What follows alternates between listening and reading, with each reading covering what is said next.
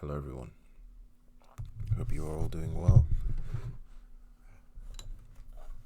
It's a very interesting time that we're living in.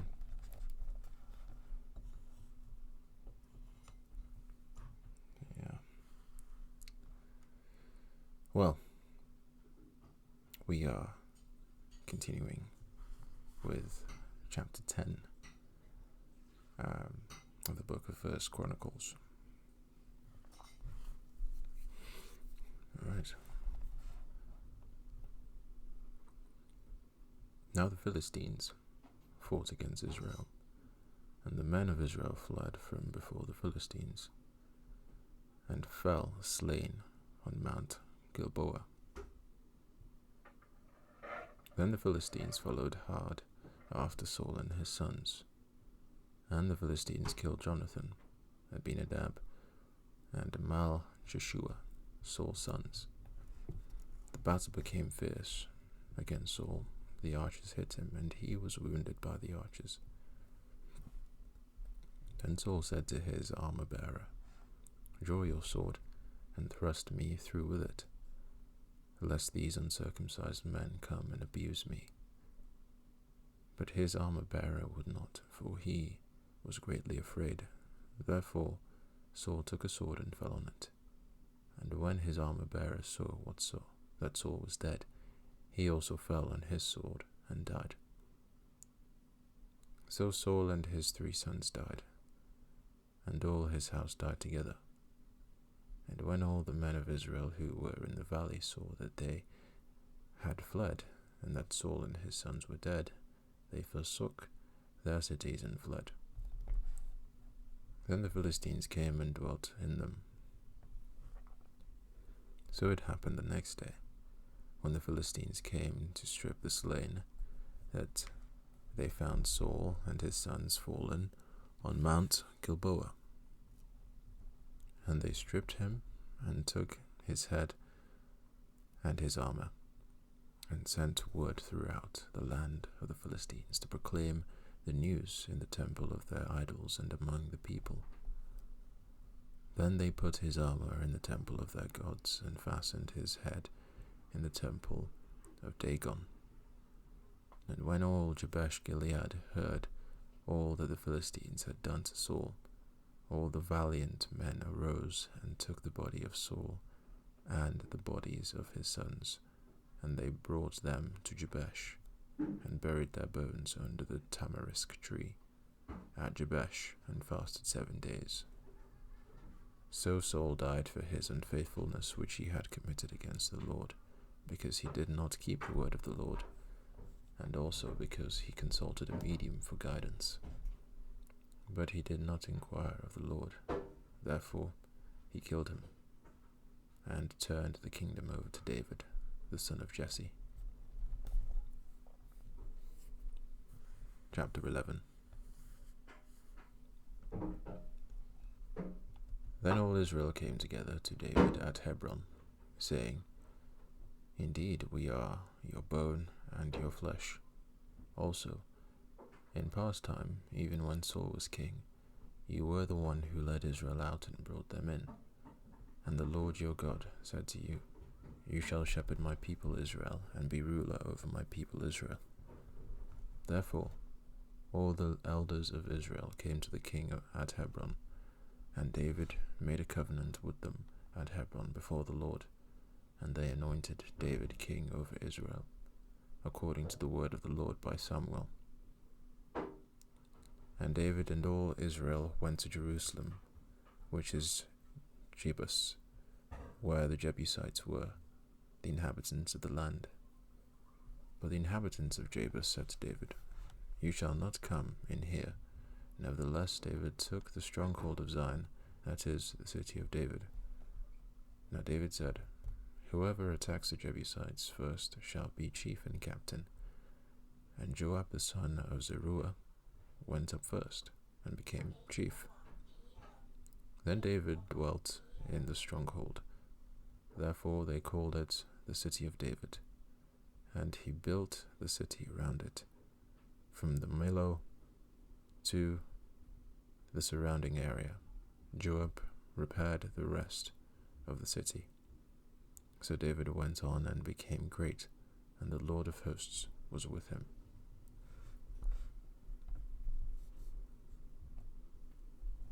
Now these were the heads of the mighty men whom David had, who strengthened themselves with him in his kingdom, with all Israel, to make him king, according to the word of the Lord concerning Israel.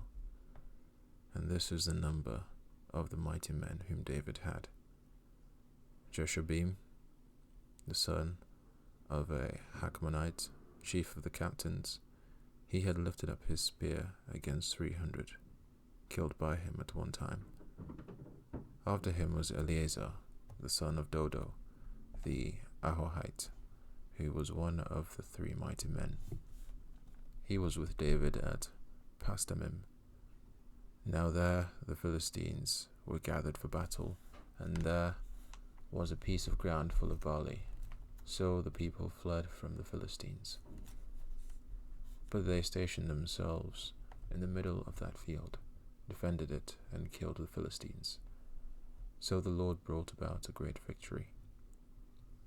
Now 3 of the 30 chief men went down to the rock, to David, into the cave of Adullam, and the army of the Philistines encamped in the valley of Rephaim.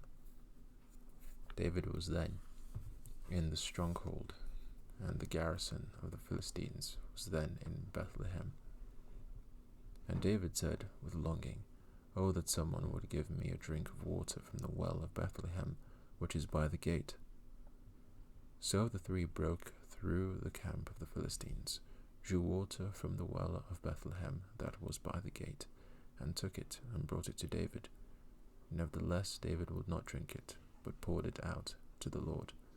And he said, "Far be it from me, O my God, that I should do this. Shall I drink the blood of these men, who have put their lives in jeopardy? For at the risk of their lives they brought it. Therefore he would not drink it." These things were done by the 3 mighty men. Abishai the brother of Joab was chief of another 3. He had lifted up his spear against 300 men, killed them, and won a name among these 3. Of the 3 he was more honored than the other 2 men. Therefore he became their captain. However, he did not attain to the first 3. Benaiah was the son of Jehoiada, the son of a valiant man from Kabzeel, who had done many deeds. He had killed 2 lion-like heroes of Moab.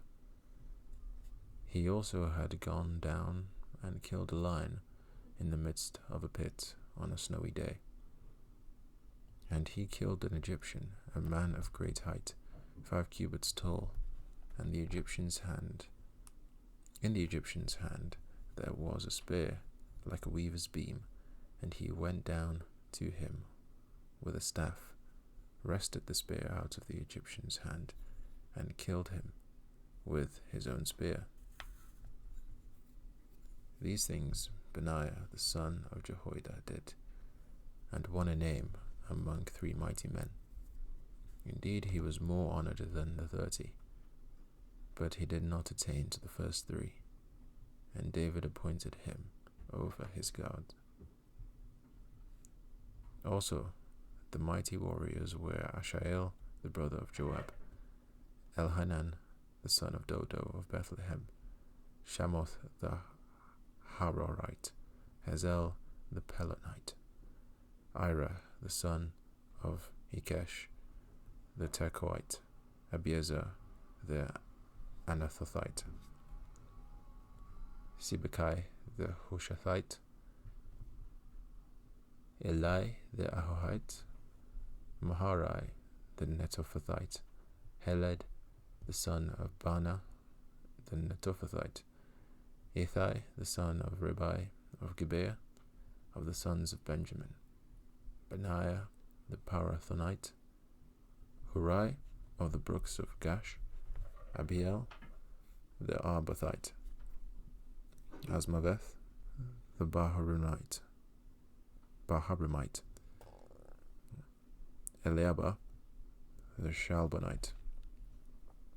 The sons of Hashem, the Gizonite, Jonathan the son of Shageh, the Hararite, Ahiam, the son of Sakar, the Hararite, Eliphal, the son of Ur, Hefer, the Macherathite, Ahijah, the Pelonite, Hezro, the Carmelite, Narai, the son of Ezbai, Joel, the brother of Nathan, Mibhar, the son of Hagri, Zelek, the Ammonite, Naharai, the Berothite, the armor-bearer of Joab, the son of Zeruiah, Ira, the Ithrite, Gareb, the Ithrite, Uriah, the Hittite, Zabad, the son of Alai, Adina, the son of Shiza, the Reubenite, a chief of the Reubenites, and 30 with him, Hanan, the son of Makkah, Joshaphat, the Mithnite, Uzziah, the Ashterathite, Shammah, and Jael, the sons of Hotham, the Arorite, Jediel, the son of Shimri, and Joha, his brother, the Tizite, Eliel, the Mahavite, Jeribai, and Joshaviah, the sons of Elnam, Ithma, the Moabite, Eliel, Obed, and Jesael, the Mesobite.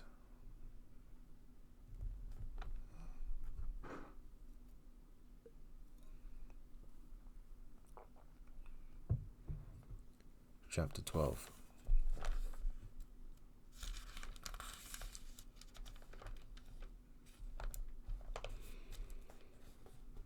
Now these were the men who came to David at Ziklag, while he was still a fugitive from Saul the son of Kish. And they were among the mighty men, helpers in the war, armed with bows, using both the right hand and the left in hurling stones and shooting arrows with the bow.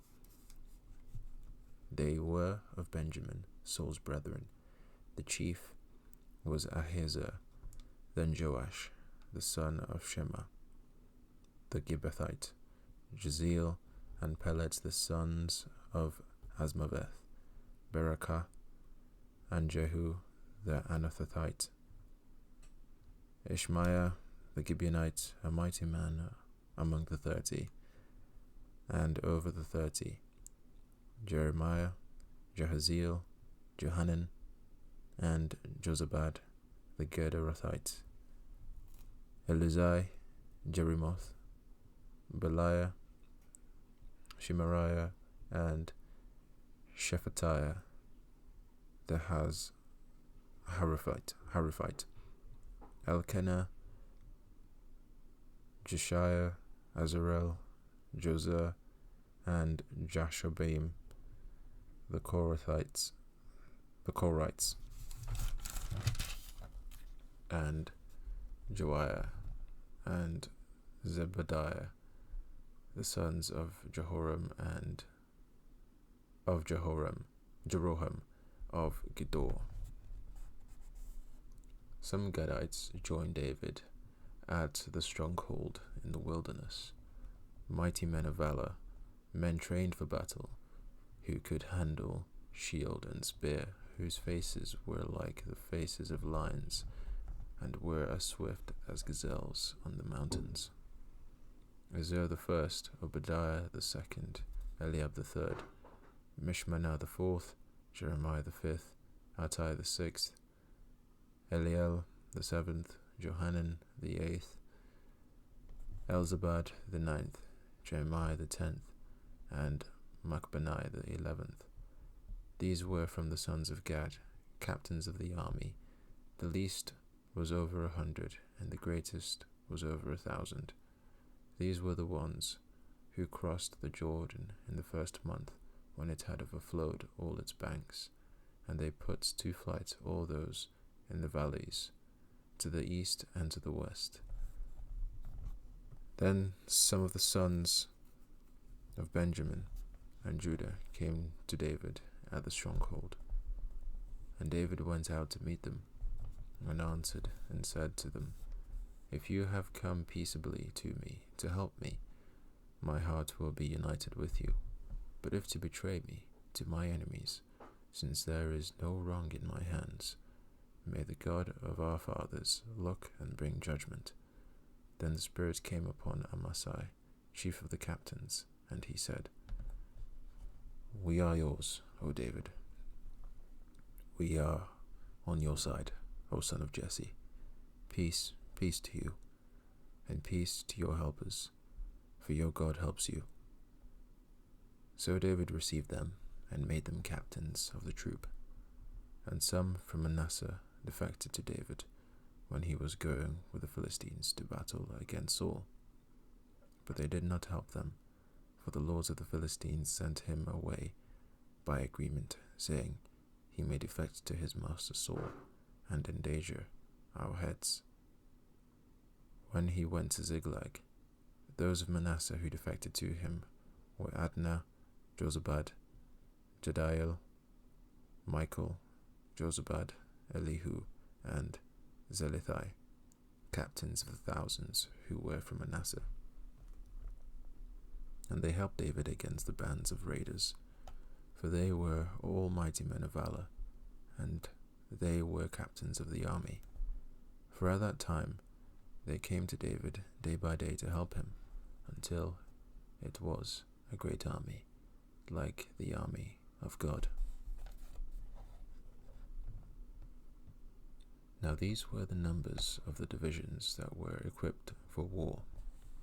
And came to David at Hebron to turn over the kingdom of Saul to him, according to the word of the Lord. Of the sons of Judah, bearing shield and spear, 6,800 armed for war. Of the sons of Simeon, mighty men of valor, fit for war, 7,100. Of the sons of Levi, 4,600. Jehoiada, the leader of the Aaronites, and with him 3,700. Zadok, a young man, a valiant warrior, and from his father's house 22 captains. Of the sons of Benjamin, relatives of Saul, 3,000. Until then the greatest part of them had remained loyal to the house of Saul. Of the sons of Ephraim, 20,800, mighty men of valor, famous men throughout their father's house. Of the half-tribe of Manasseh, 18,000, who were designated by name to come and make David king. Of the sons of Issachar, who had understanding of the times, to know what Israel ought to do, their chiefs were 200, and all their brethren were at their command. Of Zebulun, there were 50,000 who went out to battle, expert in war with all weapons of war, stout-hearted men who could keep ranks. Of Naphtali, 1,000 captains, and with them 37,000 with shield and spear. Of the Danites, who could keep battle formation, 28,600. Of Asher, those who could go out to war, able to keep battle formation, 40,000. Of the Reubenites, and the Gadites, and the half-tribe of Manasseh, from the other side of the Jordan, 120,000 armed for battle, with every kind of weapon of war. All these men of war, who could keep ranks, came to Hebron with a loyal heart to make David king over all Israel. And all the rest of Israel were of one mind to make David king. And they were there with David 3 days, eating and drinking, for their brethren had prepared for them.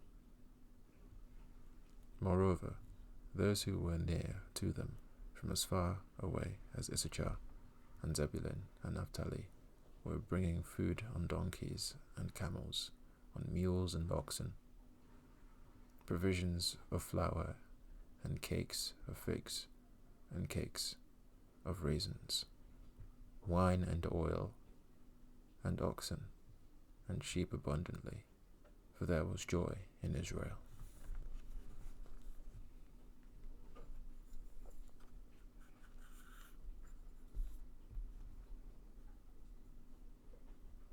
And that is the end of chapter 12. I thank you all for listening.